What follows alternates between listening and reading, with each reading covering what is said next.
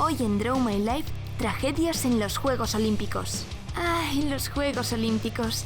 Ese gran evento deportivo en el que ilusionados deseamos que nuestro país triunfe. Sin embargo, tras este acontecimiento que se realiza cada 4 años, o 5, hay sucesos que manchan todo el espíritu deportivo. Hoy te hablamos de las tragedias más terribles de las Olimpiadas. Suscríbete, es tu momento, y enciende la antorcha, activa la campanita para que te lleguen todas las notificaciones. Los Juegos Olímpicos modernos comenzaron en 1896 y la primera mancha de las Olimpiadas no tardó en llegar. 1904, Juegos de San Luis. Esta edición fue la primera en la que participaron personas de raza negra. Bien, ¿no? Pues no, días antes de su inauguración se organizaron los Juegos Antropológicos, una competición paralela con nativos asiáticos, africanos y americanos. ¿Con qué fin? Burlarse de ellos bajo la justificación de estudio científico. Les pusieron a competir en deportes que jamás habían practicado, como lanzamiento de peso, atletismo. El resultado fue evidente. Luego les permitieron enfrentarse en deportes propios de sus culturas, como tiro con arco. Una aberración sin igual que dividió a la sociedad. Afortunadamente, en los Juegos oficiales participó George Poich, hijo de esclavos nacido en Missouri. Se convirtió en el primer atleta negro en subir al podio.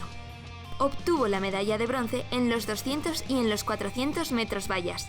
En esa época oprimida por el racismo, George cerró la boca a más de uno. En 1912, Estocolmo se vistió de luto. Tras correr 30 kilómetros de la maratón, el portugués Francisco Lázaro fue el primer atleta en morir en unos Juegos Olímpicos. Se pensó que la causa había sido la deshidratación debido a las altas temperaturas. Sin embargo, luego se descubrió que antes de la carrera se había embadurnado con cera muy grasienta para ser más ligero y mejorar su velocidad. El problema fue que bloqueó su sudoración provocándole un desequilibrio en los fluidos de su cuerpo. Hay quien cuenta que antes de la prueba dijo: o gano o muero. Los siguientes Juegos, los de Berlín 1916, fueron cancelados a causa de la Primera Guerra Mundial. Pero 20 años después, ya con Hitler en el poder, la capital alemana tuvo de nuevo la oportunidad de organizar sus ansiadas Olimpiadas. Para el Führer, este era su momento de demostrar la supremacía de la raza aria, y lo iba a aprovechar. De cara a la galería, presentó a su partido, el Partido Nacional Socialista, como símbolo de paz. Sin embargo, por detrás hubo ciertos tejemanejes. ¿Te sorprende?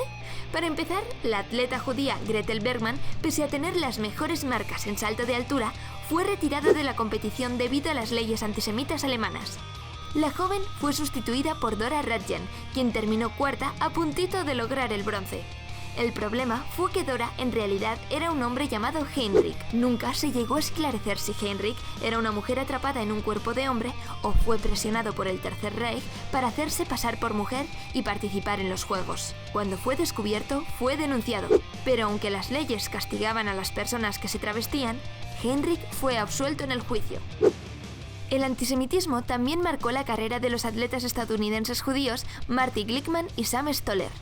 Fueron sustituidos por Jesse Owens y Ralph Metcalfe, ambos afroamericanos y con muy buenas marcas. Hasta ahí todo normal. Tenían mejores números. Sin embargo, Foy Draper y Frank Wyckoff hacían peores tiempos que Glickman y Stoller y no se les apartó de la competición.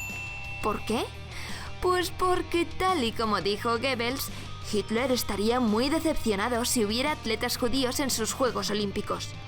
Y dicho y hecho, Avery Brundage, el presidente del Comité Olímpico estadounidense, accedió a los deseos del dictador. Aunque en estos Juegos Alemania fue el país con más victorias, las 4 medallas de oro de Jesse Owens rompieron los esquemas del nazismo, bueno, y de los segregacionistas. ¿Sabías que el presidente Roosevelt nunca invitó al atleta a la Casa Blanca para celebrar sus triunfos?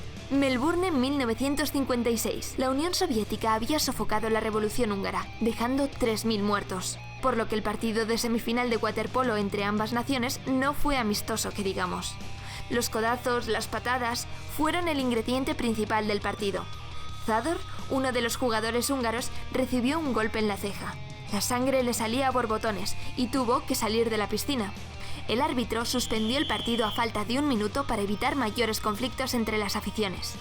La selección húngara demostró ser la mejor del mundo ganando el oro frente a Yugoslavia. En Roma 1960, el ciclista danés Knud Enemark Jensen se desplomó de su bicicleta al terminar la prueba de los 100 kilómetros a contrarreloj. Fue el primer atleta en los Juegos Olímpicos que murió a causa del dopaje, aunque en ese momento no estaba prohibido. Inicialmente se dijo que Knud había consumido anfetaminas, pero su entrenador afirmó que le había suministrado Ronicol, un vasodilatador. La muerte de Knud sirvió para poner en marcha los controles antidopaje. De hecho, en México 1968 se hicieron pruebas a los atletas y Hans Gunnar Liljenwall, atleta sueco, fue el primero en dar positivo. Fue un positivo en alcohol, aunque no sabemos cómo le ayudaron esas 2 cervezas. El caso es que le arrebataron a él y a su equipo la medalla de bronce. ¿Sabías que hubo un país que por votación fue excluido de la competición? ¿Cuál? Sudáfrica. ¿Por qué? Por su política del apartheid, con la que discriminaban de una forma terrible a las personas de raza negra. El Comité Olímpico Internacional expulsó a Sudáfrica de los Juegos de 1964 hasta que no cambiara su política. Les costó lo suyo, pero ya en Barcelona 92, Sudáfrica regresó a los Juegos al haber suprimido la política del apartheid. Pese a los esfuerzos de algunos, el racismo iba a seguir haciendo estragos. En las Olimpiadas de México de 1968, el oro de atletismo Tommie Smith y el bronce John Carlos, una vez en el podio, levantaron el puño enfundado en un guante negro, como protesta a la segregación racial. Este gesto se conoce como el saludo del Black Power. Peter Norman, que les acompañaba en el podio, les mostró su apoyo. Sin embargo, fueron abucheados por la multitud y suspendidos del equipo olímpico estadounidense. ¿Sabéis quién les suspendió? Avery Brundage, el mismo que accedía a los deseos de Hitler en el 36. La pesadilla de estos atletas no había hecho más que empezar. Al llegar a Estados Unidos, Smith fue despedido de su trabajo e incluso sus hermanos fueron expulsados de sus equipos de fútbol. La familia de Carlos se rompió y bueno, Peter Norman, el atleta que les apoyó, también fue reprendido en su país, Australia, al no ser seleccionado en los Juegos del 72. En 1985 se rompió el tendón de Aquiles y estuvo a punto de perder su pierna. Entró en depresión, se volvió adicto a los analgésicos y al alcohol y murió en 2006 debido a un infarto. Tommie Smith y John Carlos llevaron su féretro en su funeral. En 1972 tuvo lugar el acontecimiento más terrible de la historia de los Juegos Olímpicos. Ese año en Múnich, las Olimpiadas quedaron marcadas por el atentado perpetrado por el grupo terrorista palestino Septiembre Negro. Se adentraron en la Villa Olímpica hasta llegar a las habitaciones de la delegación israelí. Después, intentaron huir en avión con 12 rehenes. Tan solo uno logró escapar. Al verse acorralados por la policía, mataron a los deportistas. De los 8 terroristas, murieron 5 y uno de los policías alemanes. Los Juegos no se cancelaron. Seúl, 1988. Se mascaba la polémica en los Juegos. Estados Unidos versus Canadá, materializado en los atletas Carl Lewis y Ben Johnson. El primero, estadounidense, conocido como el Hijo del Viento. El segundo, canadiense, dispuesto a darlo todo por el oro. En la final de los 100 metros, Johnson superó a Lewis y consiguió su ansiada medalla de oro, batiendo sus propios récords. Pero la alegría le duró poco, concretamente 3 días. En los análisis antidopaje, Ben Johnson dio un positivo por estanozolol de aquí a Canadá y tuvo que devolver la medalla a su contrincante. La vida de otro estadounidense, Derek Redmond, dio un vuelco en una carrera de 400 metros en Barcelona 92. En la final, cuando estaba a punto de ganar, se tuvo que detener. Se había roto el tendón de Aquiles. No ganó, pero tomó fuerzas de flaqueza y colgado del hombro de su padre terminó la carrera. Su espíritu deportivo será siempre recordado.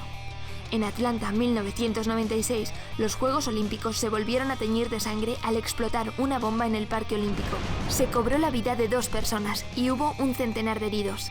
Después de 3 atentados más, se descubrió al autor, Eric Robert Rudolph, un fundamentalista cristiano. Los Juegos continuaron. Las Olimpiadas de invierno tampoco se salvan de tragedias. 2010, Vancouver. Nodar Kumarashvili entrenaba en su trineo a gran velocidad. Perdió el control y al chocarse contra un poste murió. En los Juegos de Río 2016 se creó un equipo para los refugiados que habían tenido que huir de sus países.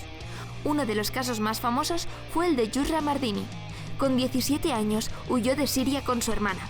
En Turquía, el barco en el que iban se hundió. Tan solo Yusra y su hermana se salvaron. Tras horas de nado lograron llegar a Grecia. Después de vivir muchas penalidades, fue seleccionada por el COI en el equipo de atletas olímpicos refugiados en natación. También en Río, el gimnasta Andreas Toba cayó de mala manera y se dislocó la rodilla derecha hacia adentro. Aunque esta lesión le obligaba a retirarse, decidió continuar para que Alemania se clasificara en la final. Y lo logró. ¡Qué de cosas!, ¿no? ¿Vas a ver las Olimpiadas este año? Coméntanos con un emoji cuál es tu deporte preferido. Oye, y suscríbete si todavía no lo estás, que ya es hora. ¡Hasta el próximo vídeo!